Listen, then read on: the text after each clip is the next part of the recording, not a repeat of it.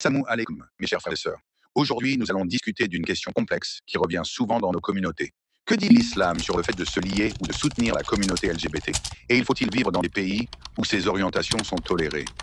Tout d'abord, il est important de rappeler que l'islam considère que les relations intimes sont autorisées uniquement dans le cadre du mariage entre un homme et une femme.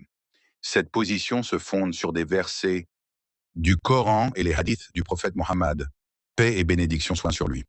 Allah dit dans le Coran, et Lot, quand il dit à son peuple, vous livrez-vous à cette turpitude que nul parmi les mondes n'a commise avant vous. Cela montre que les actes homosexuels sont explicitement condamnés dans notre religion. Pourquoi l'islam déconseille-t-il de se lier ou de soutenir des mouvements qui promettent des valeurs contraires à la foi? Tout simplement parce que notre religion nous appelle à préserver nos croyances et à rester fermes dans nos principes. En soutenant des idées ou des comportements qui s'opposent à nos valeurs, nous risquons de nuire à notre propre foi. Le prophète, paix et bénédiction soient sur lui, dit « L'homme est sur la religion de son ami, que chacun de vous prend garde à celui qu'il prend pour ami. » Hadith rapporté par Abu Daoud.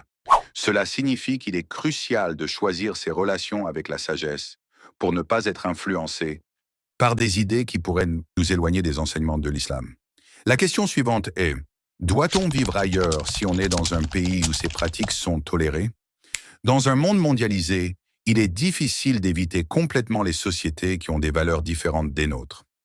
Mais tant que l'on peut pratiquer librement notre religion, observer les prières, le jeûne et élever nos enfants dans l'islam, il n'est pas obligatoire de migrer.